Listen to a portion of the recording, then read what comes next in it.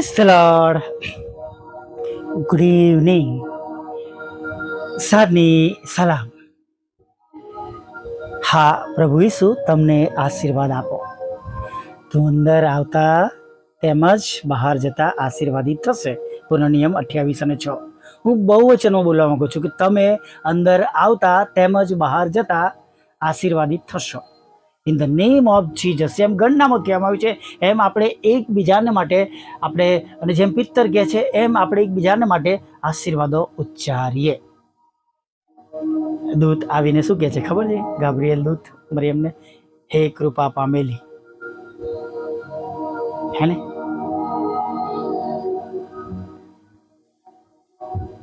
તમે જાણો છો કોણ આશીર્વાદિત છે?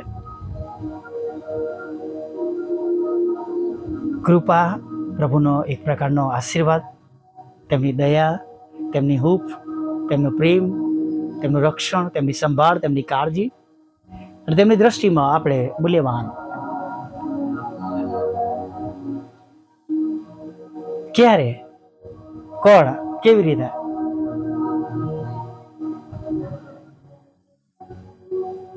જો તમે અને હું તેમના ધોરણ પ્રમાણે ચાલીએ છીએ. મધર મેરી પ્રભુ ઈસુના મમ્મી માટે આપણે જાણે છે કે તેમનું જીવન એવું સુંદર પવિત્ર હતું. જગત સાથે જોડાયેલું નહોતું. જગતમાં રહેતા હતા પણ જગત પ્રમાણેનું તેમનું જીવન નહોતું. નૂહને માટે પણ આપણે જાણીએ છીએ ઈશ્વરે તેને ન્યાયી ગણ્યો. લોત કે છે ન્યાયી લોત મનમાં દુઃખી થતો હતો.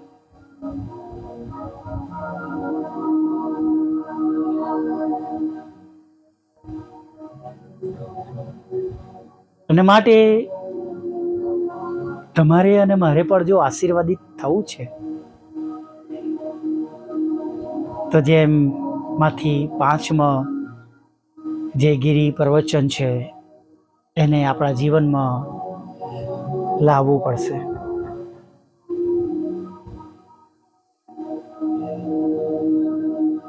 નામ નથી આપતો પણ એક દેશના મહાન નેતા પણ તેમના જીવાઈ ગયેલા જીવનમાં તેઓ ગિરી પ્રવચનને બહુ મહત્વ આપતા હતા.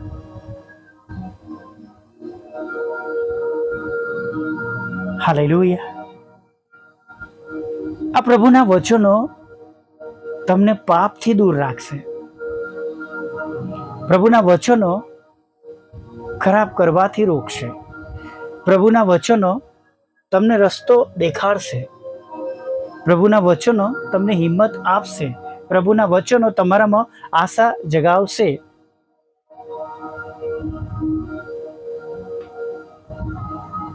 પ્રભુના વચનો તમને વિશ્વાસમાં વધારે મજબૂત કરશે.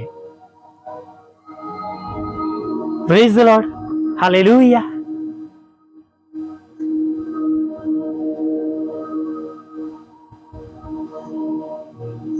ખરેખર વાલા મિત્રો,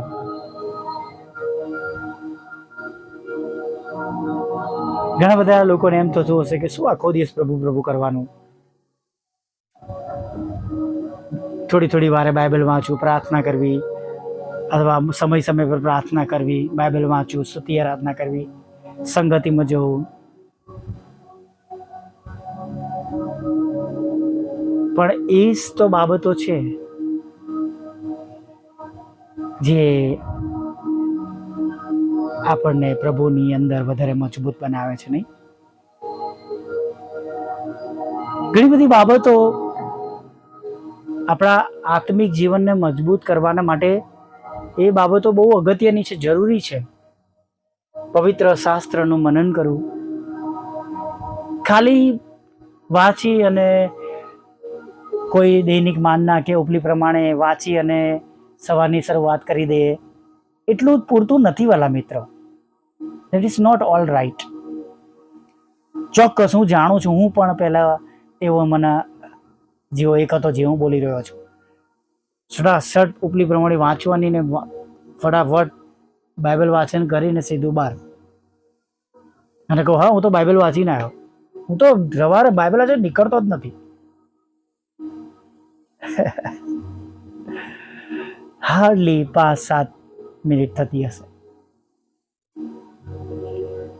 પણ વાલા મિત્રો, એનું મનન કરવાનું છે, વચનોને સમજવાના છે, વચનો પ્રમાણે ચાલવાનું છે, વચનો પર વિશ્વાસ કરીને પ્રભુની આગળ નમેલું રહેવાનું છે કે વચનો પ્રમાણે આપણે ચાલી શકીએ, આપણને રાહ મળે, આપણે વચનો પ્રમાણે આશીર્વાદિત થઈએ. ઘણી વાર એક નાની આદત, નાની ટેવ એ પ્રભુની સાથે તમને જોડી રાખે છે. ચોક્કસ હું ઘણી વાર બેકસ્લાઇડ થયો, પણ હું જ્યારે 5મા ધોરણમાં હતો, એની પહેલાંથી કદાચ હશે, પણ હું નહીં ને આવું ત્યારે હું બાઇબલ લેતો અને ઘરના એક ખૂણામાં, એક જગ્યામાં, તારે તો અમારા રો હાઉસ, કોઈ પર્સનલ રૂમ્સ અત્યારે જેવી બધાની રૂમ છે, પ્રાર્થનાની રૂમ, એવું બધું નહીં. એક જ બેડરૂમ હોય, એક જ ડ્રોઈંગ રૂમ હોય અને એમાં જ બધાએ સુવાનું હોય નહીં. અને એમાં એક જગ્યા પર બેસી અને હું ગીતશાસ્ત્ર 23, ગીતશાસ્ત્ર 121, ગીતશાસ્ત્ર 127, ગીતશાસ્ત્ર 91, ઘણી બધી વાર 31 પણ, 46, 51 સતત વાંચતો, સુવાર્તા વાંચતો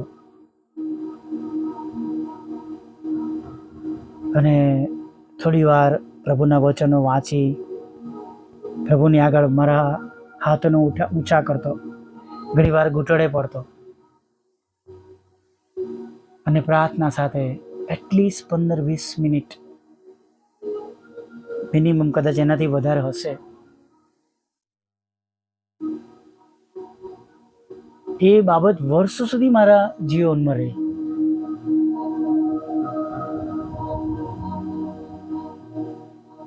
અને એ બાબતો દ્વારા પ્રભુએ જીવનમાં કાર્ય કર્યું.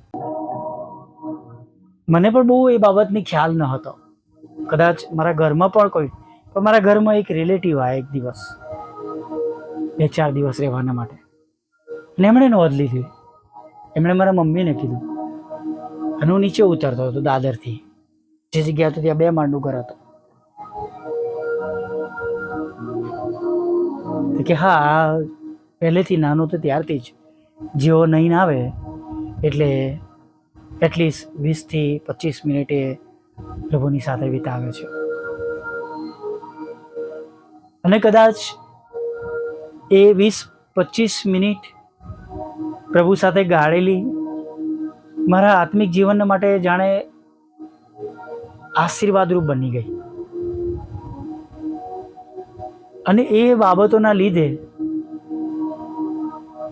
હું પ્રભુથી દૂર પણ હતો, તો પણ જાણે પ્રભુ મને શોધીને પાછો લઈ આવ્યા.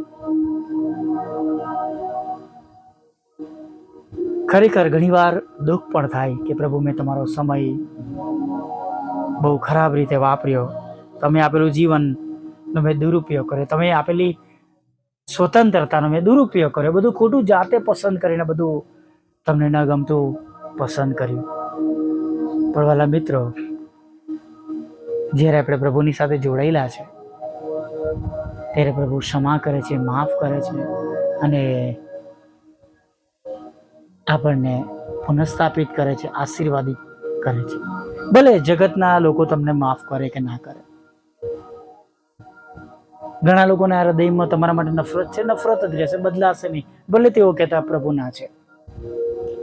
પણ આપણે લોકો માટે નહીં, લોકોને બતાવવા માટે નહીં, લોકો પાસેથી શાબાશી મેળવવા માટે નહીં, પણ પ્રભુની પાસેથી આશીર્વાદિત થવાને માટે આપણે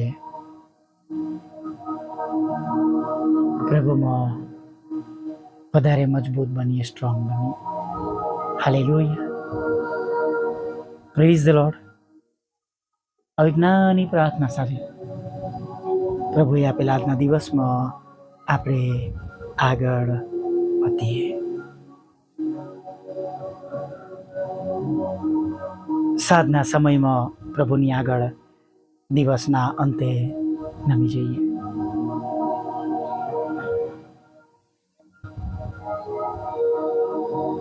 ભલા પ્રભુ, અમે તમારી સ્તુતિ કરીએ છીએ.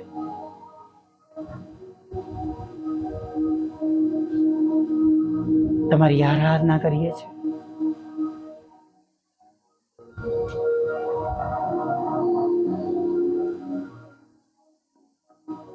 આખો દિવસ તમે અમારી સાથે રહ્યા છો. આખો દિવસ તમે અમારી સંભાળ લીધી છે.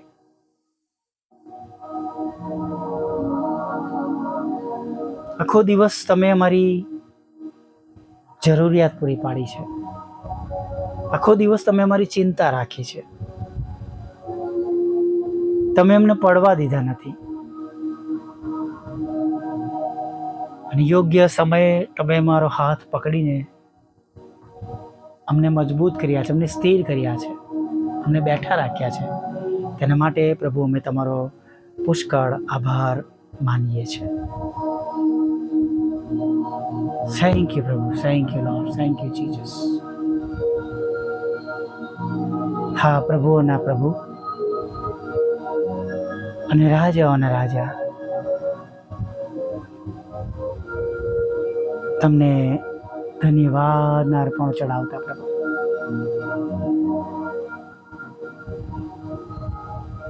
દિવસના આગળના કલાકોમાં પ્રભુ અમે આગળ વધીએ છીએ. અમારી સંભાળ લેજો, અમારી કાળજી લેજો.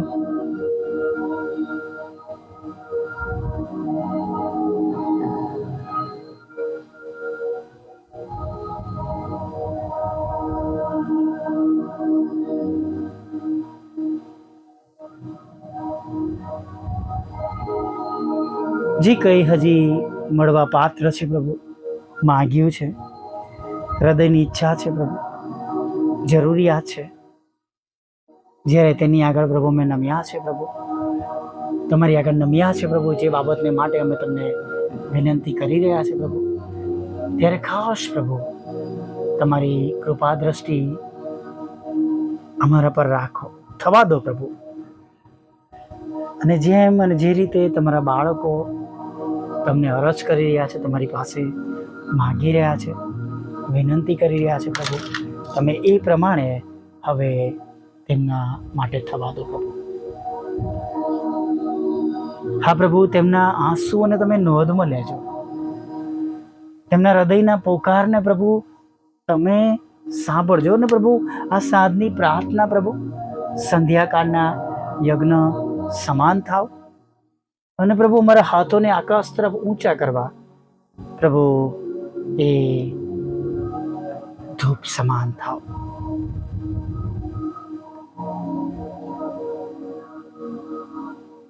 દિવસના અંત ભાગમાં જ્યારે અમે તમારા ઘર નમ્યા છે, ત્યારે પ્રભુ તમારું પવિત્ર ભલું નામ બધા જાણે, બધાને મળે. અને જેઓ તમારા નામથી દૂર છે તેઓને પણ તમારું નામ મળે એવી પ્રાર્થના કરીએ છીએ પ્રભુ. વચન કે છે દરેક ઘૂંટણ નમશે, દરેક જીભ કબૂલ કરશે તમે ઈશ્વરના દીકરા છો. તમારું વચન જલ્દીથી પરિપૂર્ણ થાય પ્રભુ, એવું તમે થવા દેજો. આખો દિવસ તમે અમારી સાથે રહેજો, અમારી સંભાળ લેજો, અમારી કાળજી લેજો, અમારી ચિંતાઓ દૂર કરજો, અમારી જરૂરિયાત પૂરી પાડજો. આગળના સમયોમાં પ્રભુ દિવસની જેમ જ પ્રભુ, અને ખાસ પરમેશ્વર પિતા માદાઓને તમે સાજા કરજો.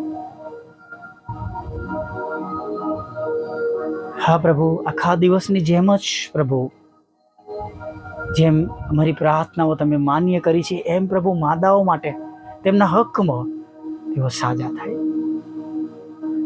અને બીજી જે રીતના તમારા બાળકોને હમણાં અગત્યતા છે તમે તેમને મદદ કરજો.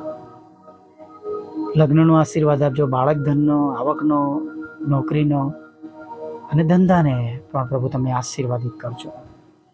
તમારી સેવિકાના ખેતરમાંથી કડવાનામાં નીકળી જાય પ્રભુ, તેનો કબજો તેમને મળે એવી પ્રાર્થના કરીએ છીએ. વિદેશના રસ્તાઓ આશીર્વાદિત થાય, લડાઈ ઝઘડા શાંત થાય પ્રભુ. વિધુરો, વિધવા બહેનો, અનાથો, મનબુદ્ધિ લોકો, માનસિક રોગીઓને પણ પ્રભુ તમે નોંધમાં લેજો. દરેકની જરૂરિયાત પ્રમાણે તમારી કૃપા તેમના પર થાય. પાપોની ક્ષમા કરજો પ્રભુ. અને ખાસ પરમેશ્વર, મારી પણ સેવાકીય છેલ્લી બાબત તમારી પાસે માંગી છે, એને પ્રભુ પરિપૂર્ણ કરજો. અમારા માટે અશક્ય છે, પણ પ્રભુ તમને શક્ય છે એવો વિશ્વાસ કરી છે. મારા બંધ દરવાજા ખુલ્લા કરજો પ્રભુ. અને પ્રભુ ખાસ પ્રભુ અમારા સતાવનારાથી અમારું રક્ષણ કરજો. તમારા સેવિકાના બંને મકાનો વેચાય પ્રભુ, અને તમારા સેવકના પ્લોટમાં રહેલા પ્રશ્નો દૂર થાય એવું તમે થવા દેજો. રાત્રિમાં મીઠી નિંદ્રા આપજો, ખોરાક, વસ્ત્ર, અન્ન, પાણી આપજો, અને એક સુંદર સવારમાં ફરીવાર તમારું ભજન કરતી લાવજો માંગતા પ્રભુ ઈસુમાં આટલું સાંભળો, દેવા માન્ય કરજો. આમીન, આમીન, આમીન.